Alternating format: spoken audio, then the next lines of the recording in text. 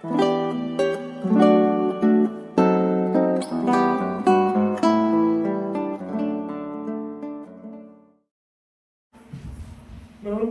buenos días, Dios les bendiga. Gracias a Dios que nos permite estar adorando juntos, hermosos himnos, recordándonos de la gracia, el amor, la misericordia de nuestro grande Dios. Y esta mañana continuamos con nuestros estudios en el libro de Génesis.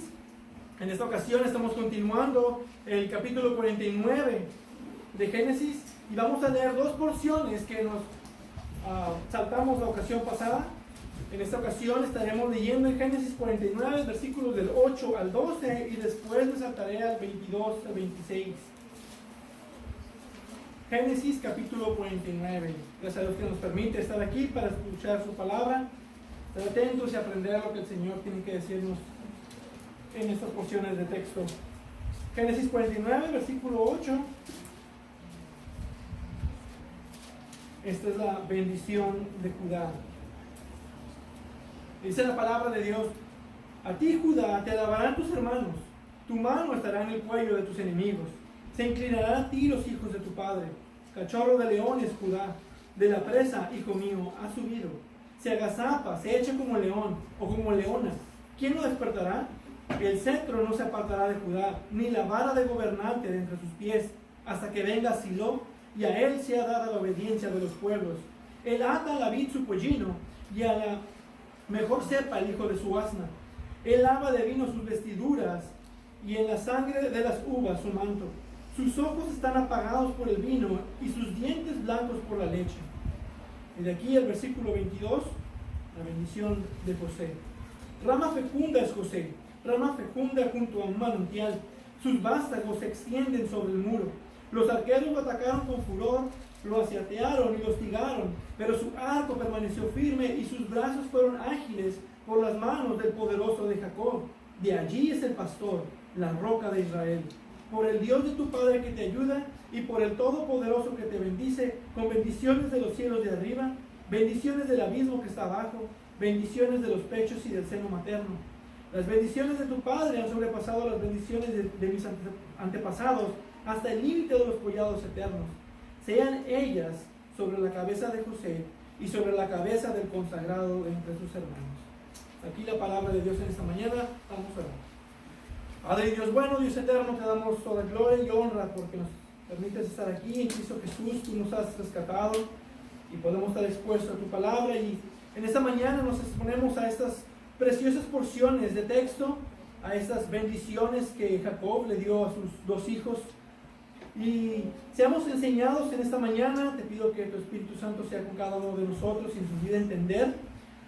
Sé conmigo al predicar y al compartir esta porción de texto, y gracias te doy porque tú siempre provees tu palabra y siempre es oportuna y siempre cumple el propósito por el que es enviada. Háblanos en esta mañana en el nombre precioso de Cristo Jesús. Amén. Continuando con la bendición que Jacob le da a sus 12 hijos, en la ocasión anterior observamos las 10 bendiciones a sus 10 hijos y dejamos pendiente a dos muy importantes, que es a José y a Judá. Recordaremos que Jacob está en su lecho de muerte. Él ha estado haciendo los preparativos para el tiempo de su partida. Primero asegura su lugar de sepultura, haciendo jurar a su hijo José que regresarían sus huesos a la tierra donde fue enterrado Abraham e Isaac. Y después adopta y bendice a los dos hijos de José. Y finalmente él da una bendición profética a cada uno de sus 12 hijos.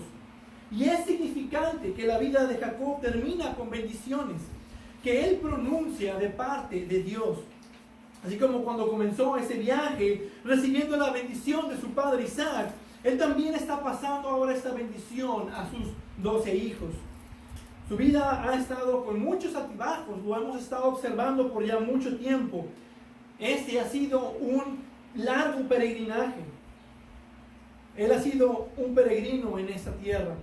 Pero nos enseña lo que es más importante en la vida: recibir el conocimiento de Dios y las bendiciones que Él nos da, pero también pasar ese conocimiento y esas bendiciones por medio de nuestro testimonio de Cristo y de su Evangelio.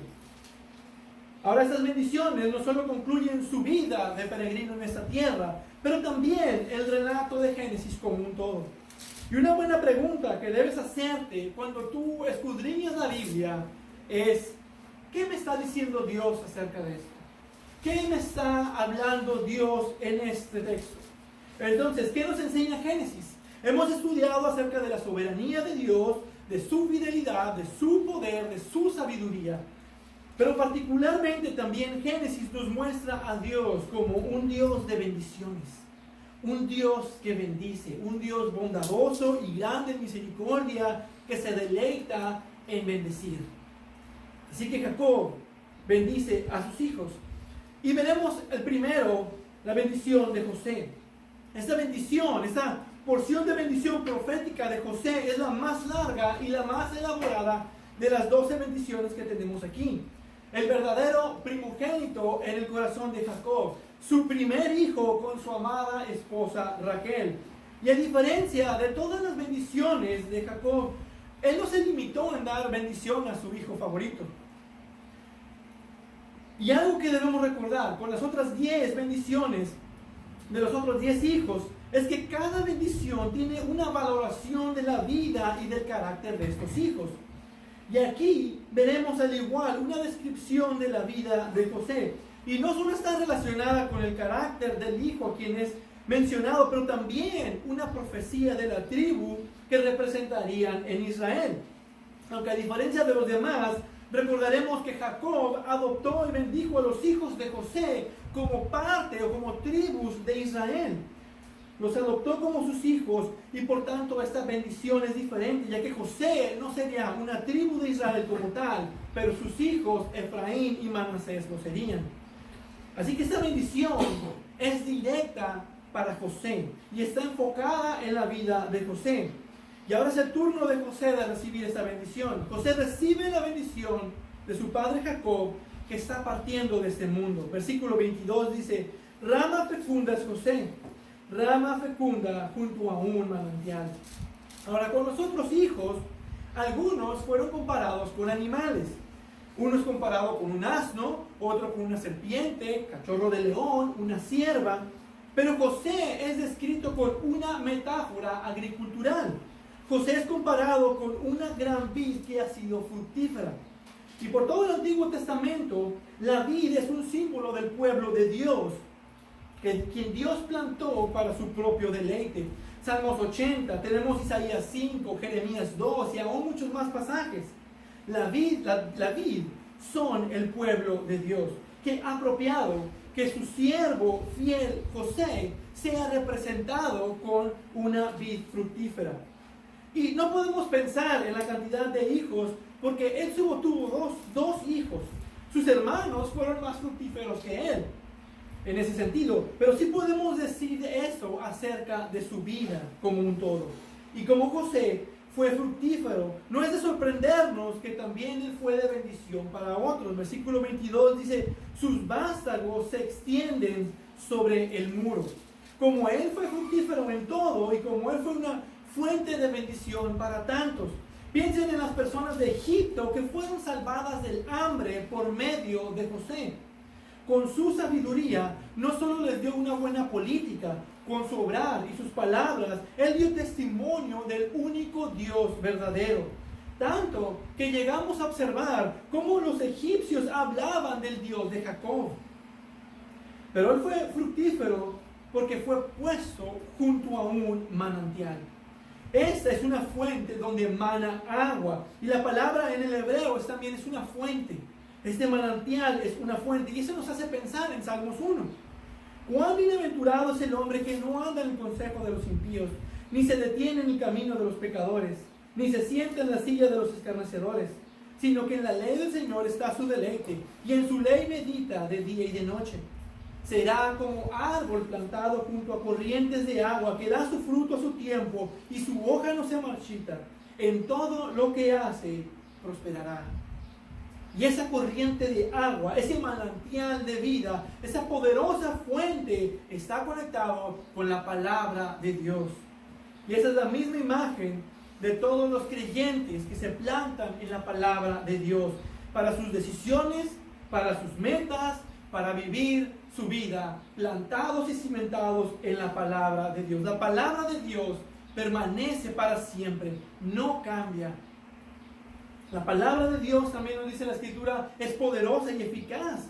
Aún en estos tiempos, con todo lo que conlleva la Biblia, la palabra de Dios sigue siendo útil para enseñar, para reprender, para corregir, para instruir en justicia. Como Dios no cambia, la palabra de Dios no cambia. Y sigue siendo útil. Y dice también, a fin de que el hombre de Dios sea perfecto, equipado para toda buena obra.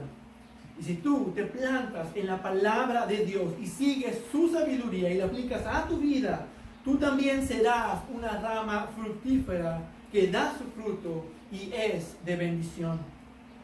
Y si esto es verdad de José, rama fecunda junto a un manantial, ¿cuánto más es verdad de Jesucristo? La verdadera vid, nos dice en Juan 15, si permanecen en mí y mis palabras permanecen en ustedes, pidan lo que quieran y les será hecho. En esto es glorificado mi Padre, en que den mucho fruto y así prueben que son mis discípulos. Juan 15, versículos del 7 al 8. Entonces no solo hay bendición para nosotros, damos fruto y somos de bendición para otros y damos testimonio de que somos seguidores de Cristo. Y Él es quien da vida eterna a todos los que creen en su nombre. Ese es el resultado de una vida de fe que vemos en José. Esto es lo que pasa cuando nos comprometemos con Él y vivimos debajo de Él, de sus palabras, de sus mandamientos. A través de su palabra, Él hará que nosotros sobreabundemos internamente, pero también por medio de nuestras vidas externamente, para toda buena obra, dando testimonio de la gloria y el poder de Cristo en nosotros. Ahora, esto no fue resultado de una vida fácil y sin dolor, con comodidades, sino todo lo contrario. Fue una vida de dolor y de sufrimiento. Y el versículo 23 nos da una descripción del tipo de oposición que José enfrentó en su vida. Dice, los arqueros lo atacaron con furor, lo asaltaron y lo hostigaron. La Biblia comúnmente usa las flechas para representar asaltos verbales. Y desde su juventud José recibió burlas y desprecios y acusaciones de sus envidiosos hermanos. Y no solo verbalmente lo atacaron, eventualmente físicamente también lo asiaron, lo atacaron con violencia, le arrebataron su túnica de colores y lo lanzaron a un pozo vacío. Lo vendieron como esclavo. Y después, cuando llegó a Egipto, tuvo el ataque sexual de la esposa de Potifar y sus falsas acusaciones cuando no pudo lograr su cometido. Esta fue una vida fructífera por difíciles circunstancias. Pero el versículo 24 nos dice que siempre pudo permanecer firme a pesar de todo eso. El versículo 24 nos dice, pero su arco permaneció firme y sus brazos fueron ágiles.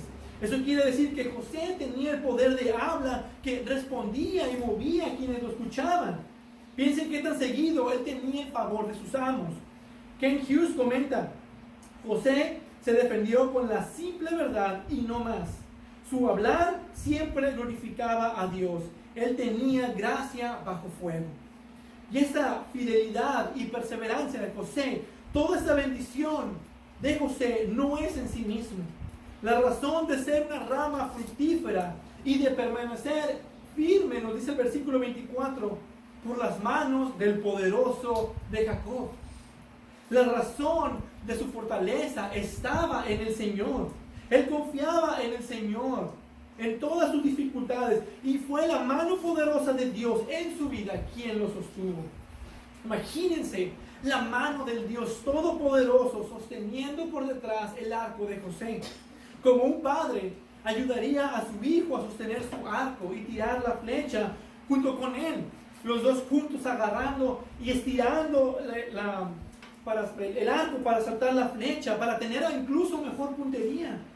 Así estaba Dios con José, detrás de él, sosteniendo su arco y ayudándole a no solo disparar más fuerte, pero también con más precisión.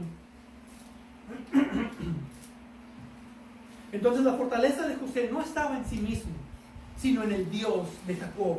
Y eso es verdad de todos los héroes de la fe.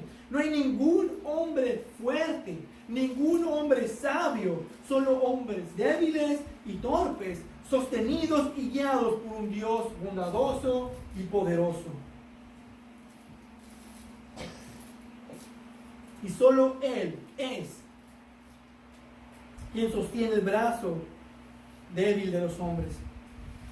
Y de aquí está siguiendo esta siguiente sección. Nos da 5 nombres de Dios para bendecir y fortalecer a su pueblo, pero también reconociendo quién es Dios para él, delante de sus hijos como testimonio. Este es mi Dios, dice Jacob, el Dios de Abraham, el Dios de Isaac, el Dios de Jacob. Este, mi Dios, es el Dios también de José, quien lo ha sostenido y lo ha guardado. Y la primera imagen que tenemos es la imagen de Dios como la fuente de su fuerza.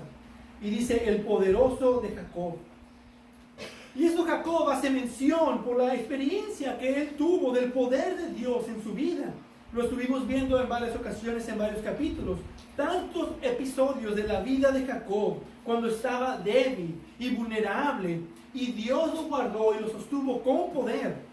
Tantos episodios que nos vienen a la mente. También podemos recordar la ocasión cuando se presentó Dios como el Todopoderoso.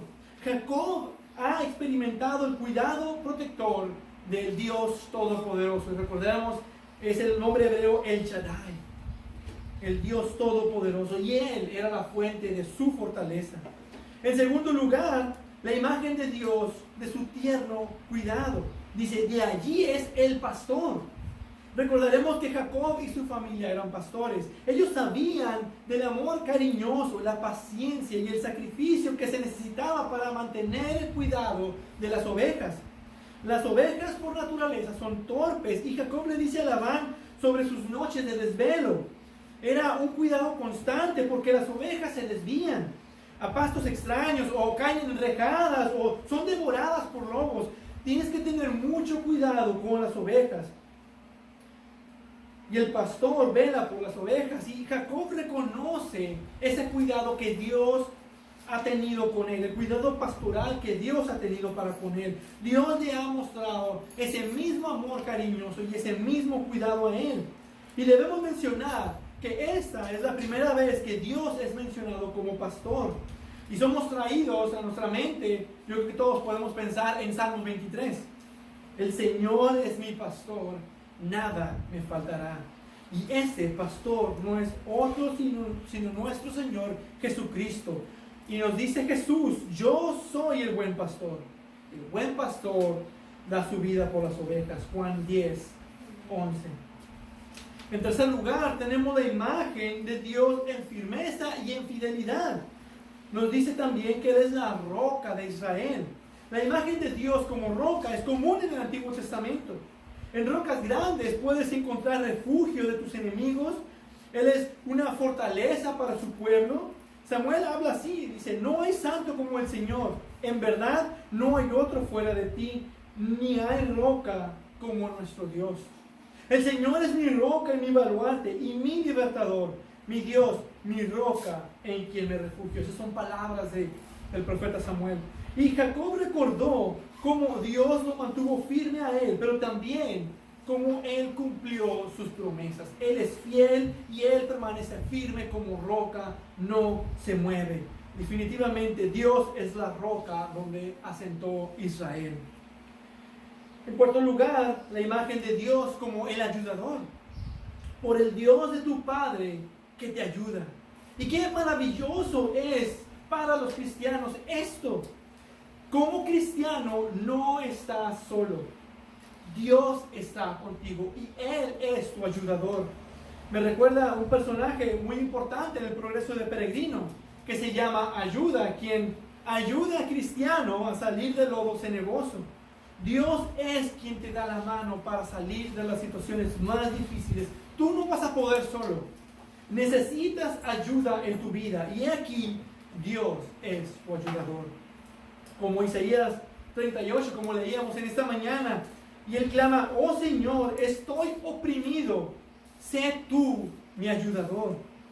Clama a Él en medio de tu angustia. Así Jacob clamó al Señor cuando él sabía que tendría que enfrentar a su hermano Esaú. Él sabía que tenía que enfrentar la ira de su hermano y él fue librado porque Dios estuvo con él. Jacob sabía que Dios le había ayudado por todo el camino de su peregrinaje. Él sabía que Dios era su ayudador. Y Jacob reconoce que también José fue ayudado por Dios. Génesis 39:21 nos dice, pero el Señor estaba con José, le extendió su misericordia y le concedió gracia. Y por eso le dice, por el Dios de tu Padre que te ayuda. Es el Dios que nos ayuda, el Dios ayudador. Y en quinto lugar, la imagen de Dios como el que bendice. Y por el Todopoderoso que te bendice. Esto es el Shaddai en hebreo. Y Él bendice a todos los que invocan su nombre. Es con este nombre que su padre Isaac lo bendijo a él. Génesis 28:3 dice, el Dios Todopoderoso te bendiga y te haga fecundo y se multiplique para que llegues a ser multitud de pueblos. Y en Génesis 35, Dios bendice a Jacob y le dice, yo soy el Dios Todopoderoso, sé fecundo y multiplícate. Y ahora en su muerte, en la bendición de su hijo José, reconoce a aquel quien da la bendición y que no fallará en bendecir a los que le son fieles y guardan su pacto. Y nosotros como creyentes somos benditos. Dios nos ha bendecido. Si tú has creído en Cristo, nos ha bendecido con toda bendición espiritual en los lugares celestiales en Cristo. Nos dice el apóstol Pablo en Efesios. ¡Cuánta bendición! En los versículos finales nos habla de la extensión, la amplitud y la anchura de las bendiciones que le serían otorgadas a José. Dice, con bendiciones de los cielos de arriba, bendiciones del abismo que está abajo, bendiciones de los pechos y del seno materno. Las bendiciones de tu Padre han sobrepasado las bendiciones de mis antepasados hasta el límite de los collados eternos. Muchas y grandes bendiciones, las bendiciones patriarcales que se originaron en las promesas de Abraham y que ahora caerán sobre la cabeza de José y sobre sus descendientes. Según varios comentaristas, las bendiciones de arriba son la lluvia, el sol, el clima, que hacen que la tierra sea fructífera. Las bendiciones del abismo son las aguas subterráneas que producen pozos para el agua, lagos y cosas que endulzan la tierra. Pero además de la bendición de la tierra, también hay bendición de la multitud de descendencia. Dice bendiciones de los pechos y del seno materno. Nos habla de la crianza de los hijos, pero también de ese amor en la crianza que les hará una tribu fuerte. Y esas son las bendiciones patriarcales que Abraham recibió, que pasó a Isaac, que pasó a Jacob y que se las está dando ahora a su hijo José.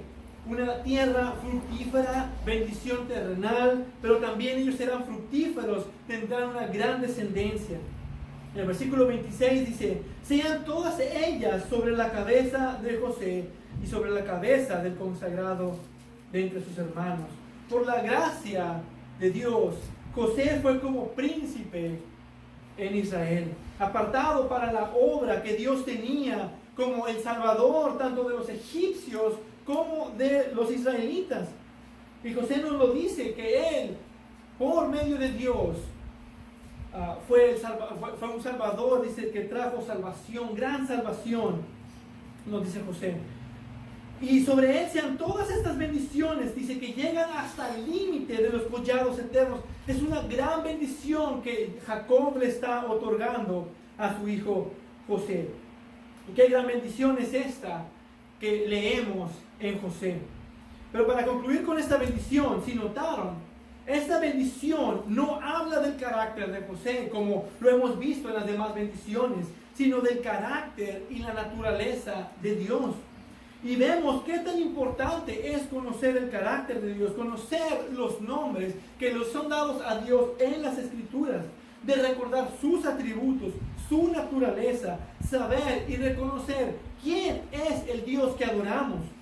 Él es el Dios todopoderoso, el buen pastor, la roca eterna, Dios glorioso y bendito, el gran ayudador, nuestro castillo fuerte. Creo que el salmista tenía esta bendición de José en mente cuando él escribió Salmos 46. Observen estos textos de Salmo 46 y tengan estos nombres en sus mentes. Dios es nuestro refugio y fortaleza, nuestro pronto auxilio en las tribulaciones.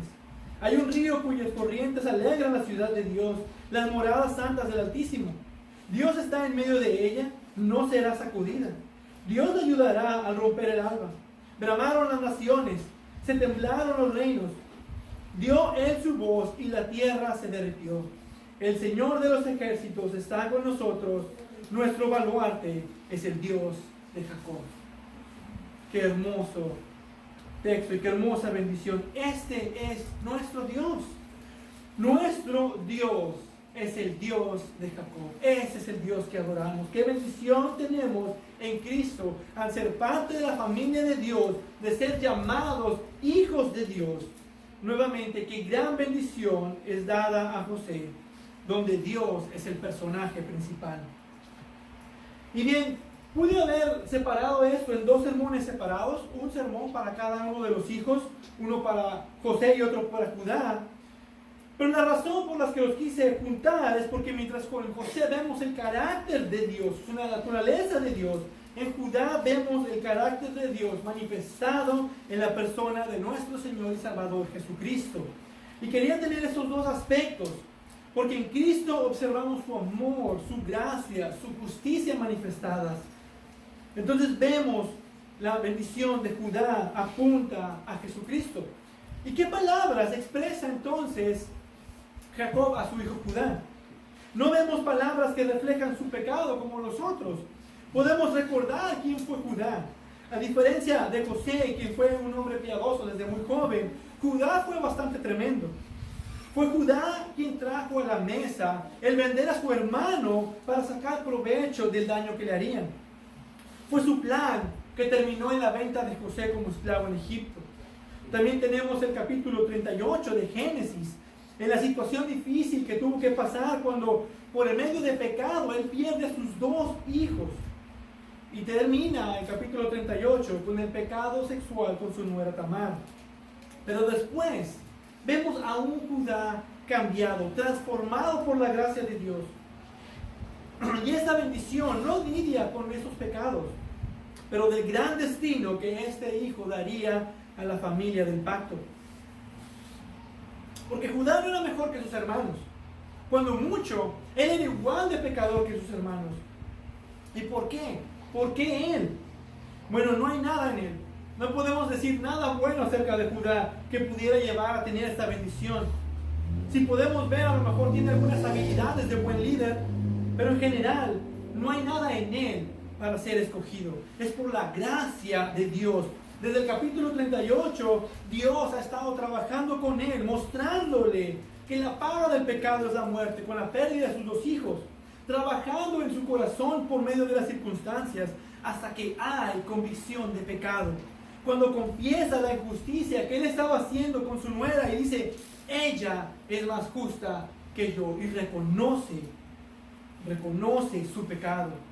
Y vemos a un Judá cambiado por la gracia de Dios, por una fe en el Dios de Jacob, por un arrepentimiento genuino. Y lo vemos muy diferente cuando llega a Egipto en el capítulo 42. Y de todas las bendiciones de sus 12 hijos, la de Judá es aún más notable que la de José. En lugar de recibir crítica como merecía, como el resto de sus hermanos, son recalcados por sus pecados. Rubén, Simeón, Leví, por los pecados que cometieron, no solamente son recordados, sino afectaron a sus tribus. Pero no vemos eso en Judá. Recibe la bendición que habla de la preeminencia y de la prosperidad que esta tribu recibiría.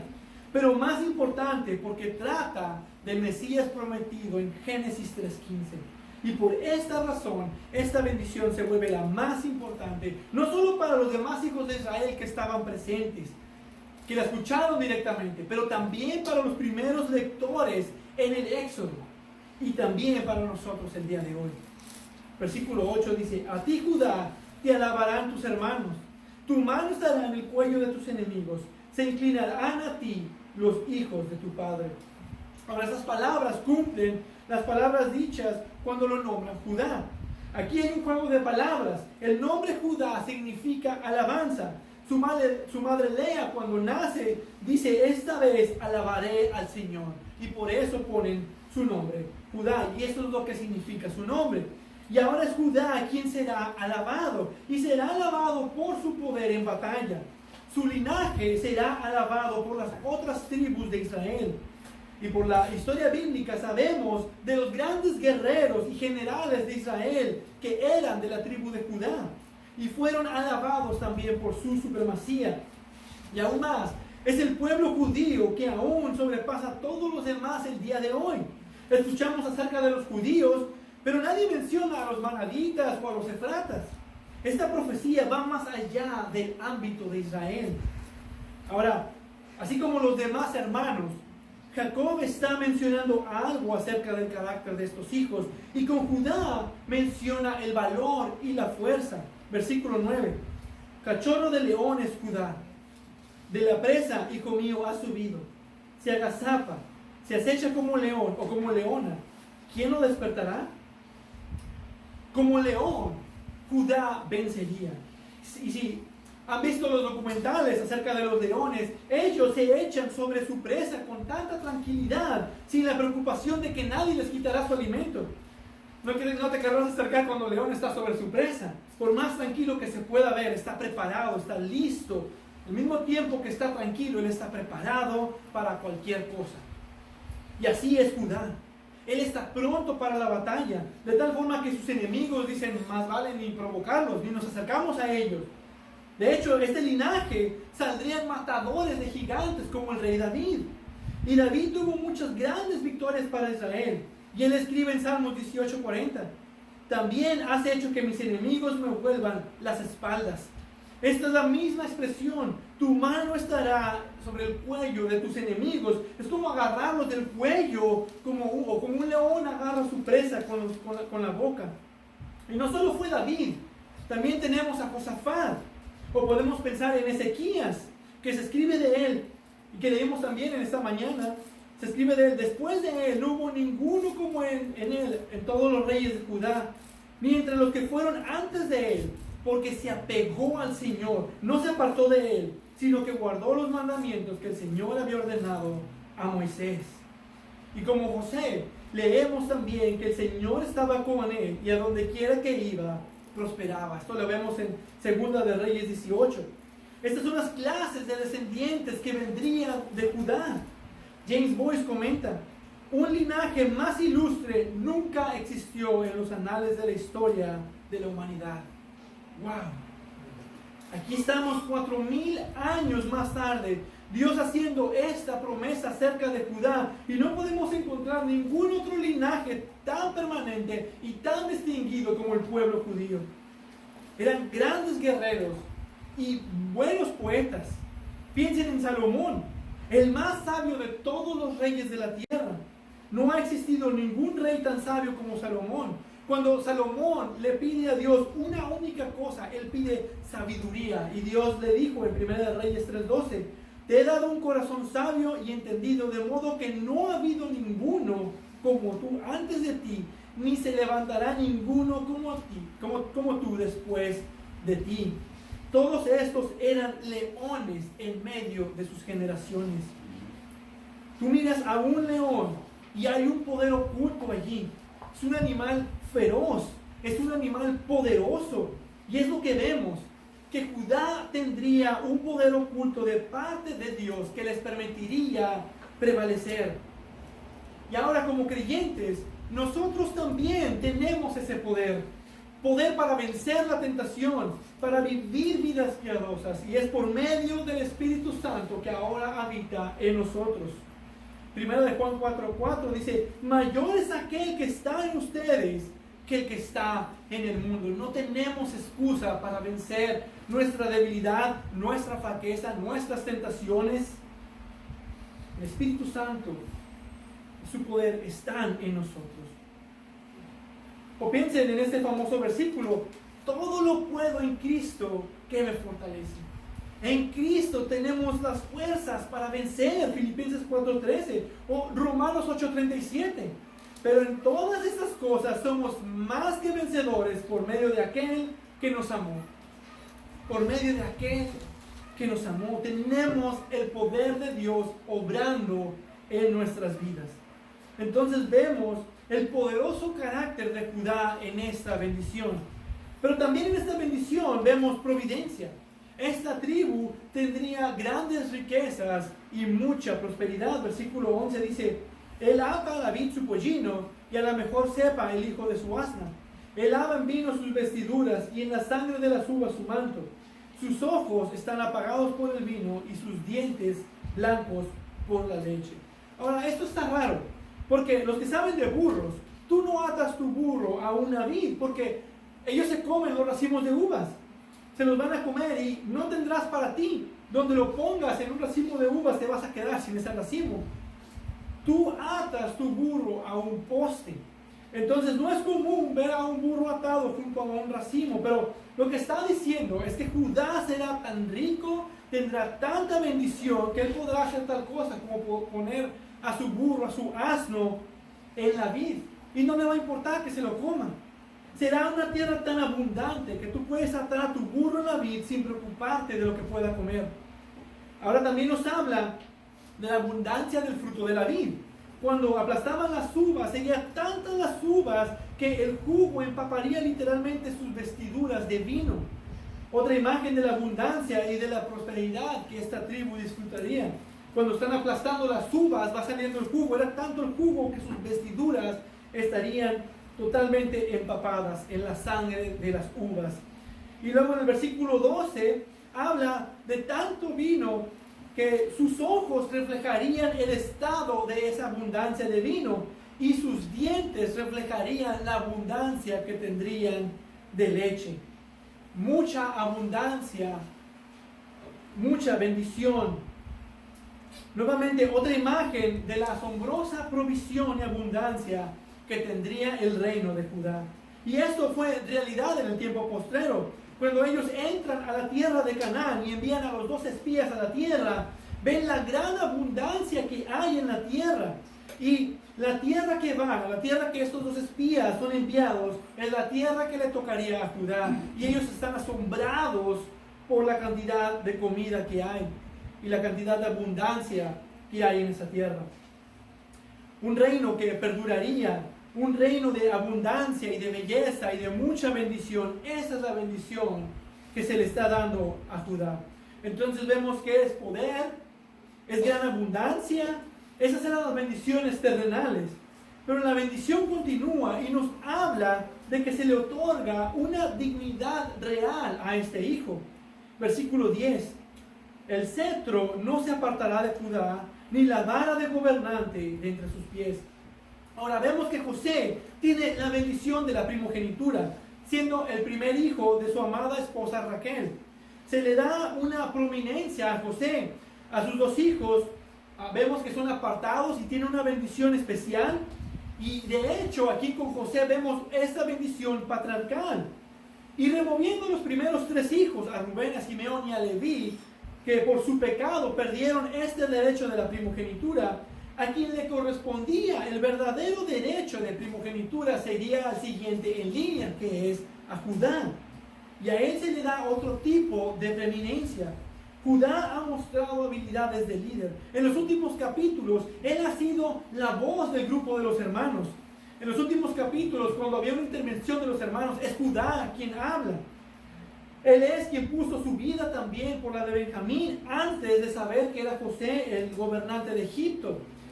Pero esto va más allá. En muchas instancias en las escrituras esto es verdad. Por ejemplo, cuando iban en el Éxodo y el campamento debía de levantarse y la nube se movía y la tribu que iba adelante era la tribu de Judá. Esto lo vemos en Números. Y después cuando llegan a Canaán, la tierra prometida, empiezan a hacer la repartición de tierras. Y el primero en tener la tierra es Judá. Esto lo vemos en Josué. Y luego vemos en Jueces, el primer capítulo, se levanta la pregunta: ¿quién de nosotros subirá primero contra los cananeos para pelear contra ellos? Y el Señor respondió: Judá subirá primero ya le ha entregado el país en sus manos. Después, los mejores reyes de Israel fueron de Judá. Recordaremos también cuando se divide el reino de Israel, quienes mantuvieron más su identidad fueron los judíos. El resto de Israel se mezcló con otras naciones y se desintegró como tal. Y de ahí salió el reino de Judá, de donde vienen los judíos. Y bueno, podemos seguir, pero queda claro la supremacía que salió de Judá, de esta bendición. El cetro no se apartó de Judá, y el cetro era un emblema de dignidad real. Y no solo no se apartaría el reinado de Judá, sino que sería un reinado permanente. Y esto se formalizó en 2 Samuel 7 con el pacto de David, cuando Dios le dice: tu casa y tu reino permanecerán para siempre delante de mí.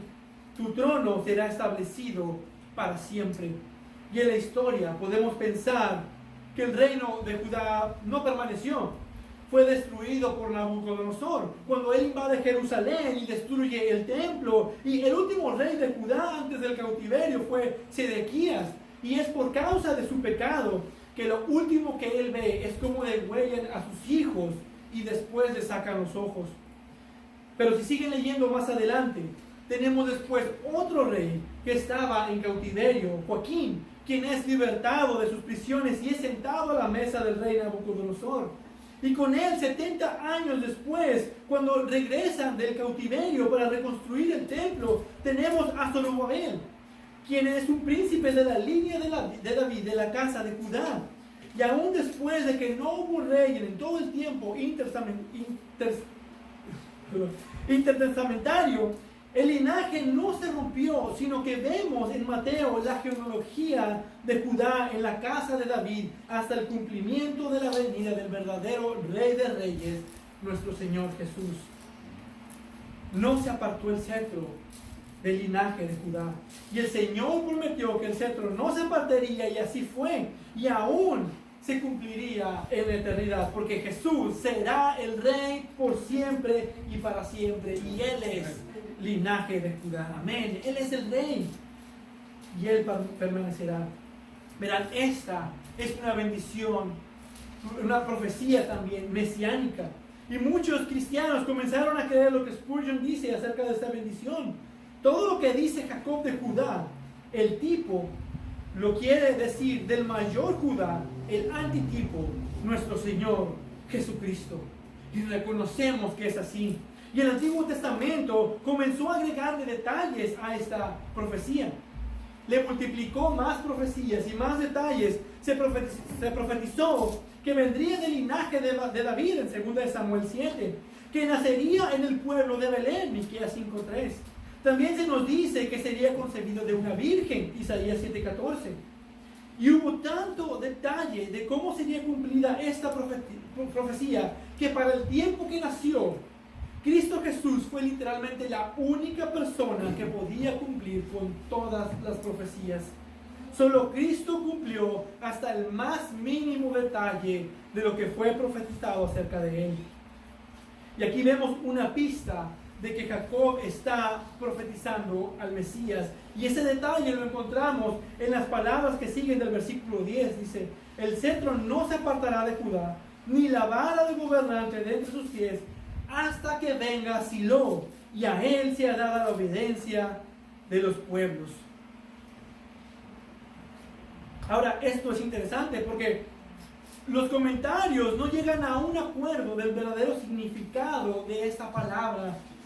De hecho, lo conocen como una encrucijada interpretativa.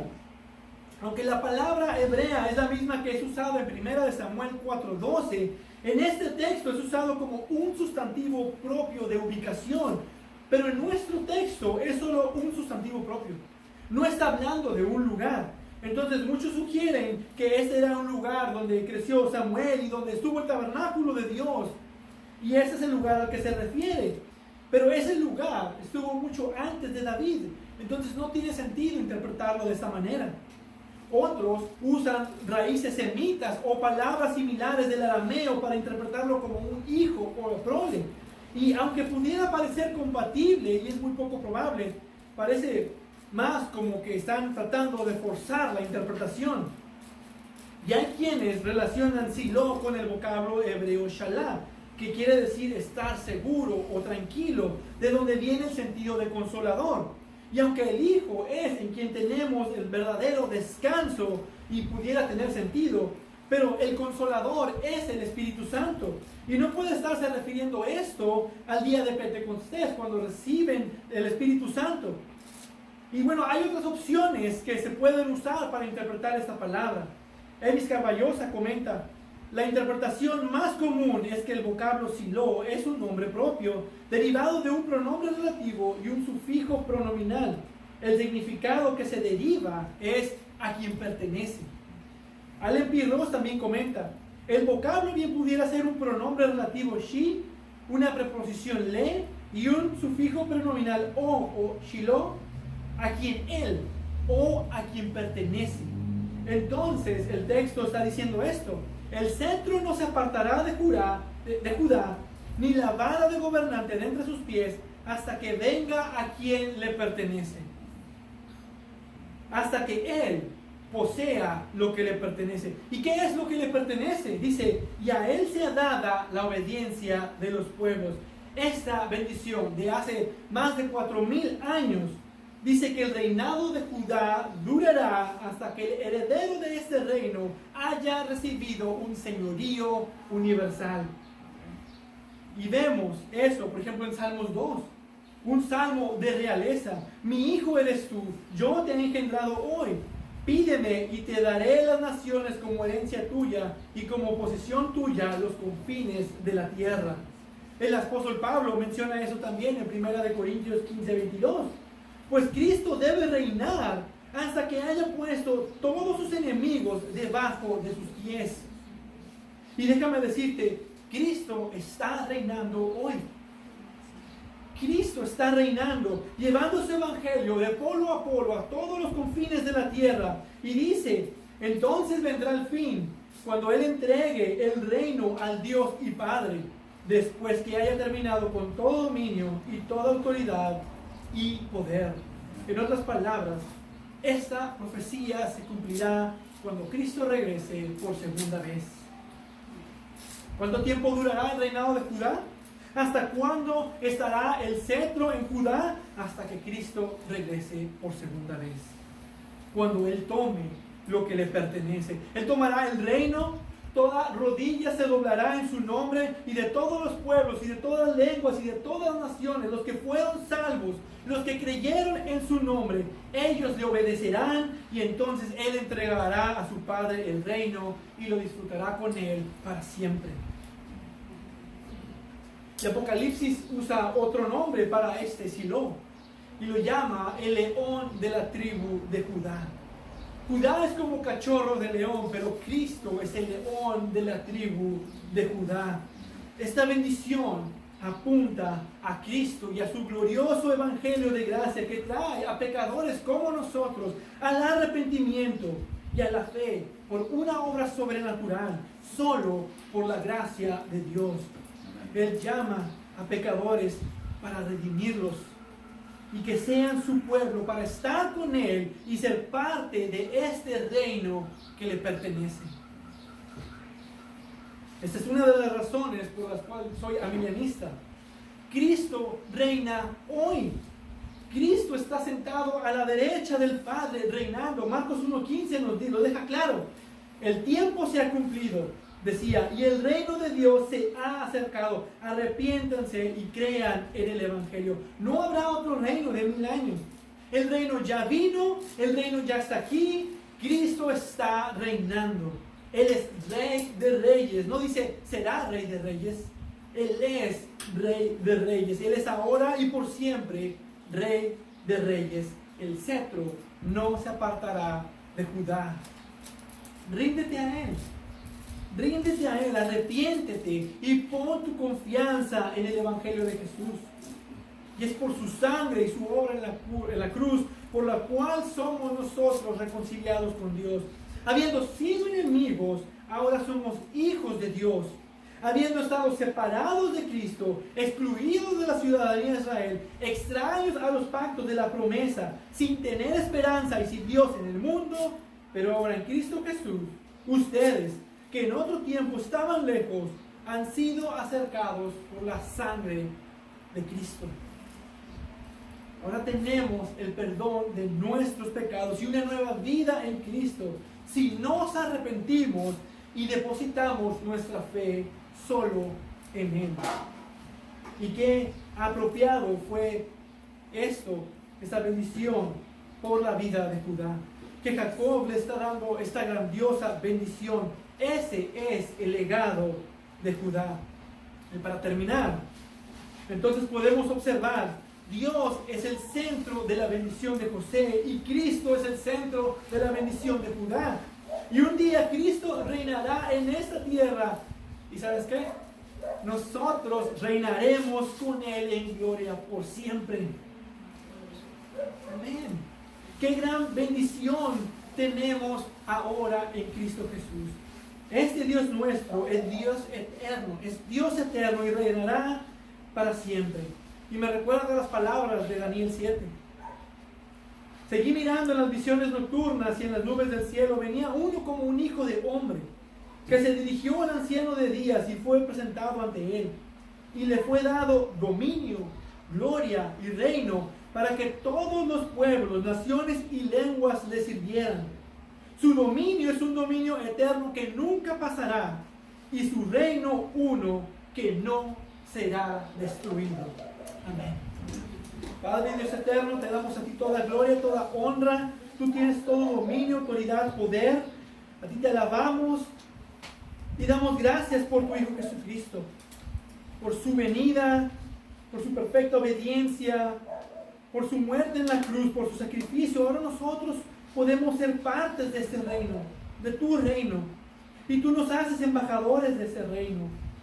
Y nos has encomendado llevar este mensaje glorioso del Evangelio de tu Hijo Jesucristo a toda lengua, a toda nación, a todos los confines de la tierra. Y eso queremos ser, queremos servirte y ser luz en este mundo y llevar tu glorioso Evangelio para que aquellos que van a creer, crean en tu nombre y se arrepientan y sean añadidos también a tu reino. Ese reino que no tiene fin. Ese reino eterno del cual nosotros somos parte y estaremos también ahí un día con nuestro Jesús, por siempre reinando con Él, alabándole, cantando y alabando su santo nombre por la obra que Él ha hecho en nosotros. Gracias te damos por Cristo, gracias te damos por tu palabra. Y gracias te damos por quien eres tú, oh Dios. Que tú eres un Dios perfecto, santo, justo. Y tú nos has mostrado tu justicia y nos has mostrado tu amor en Cristo.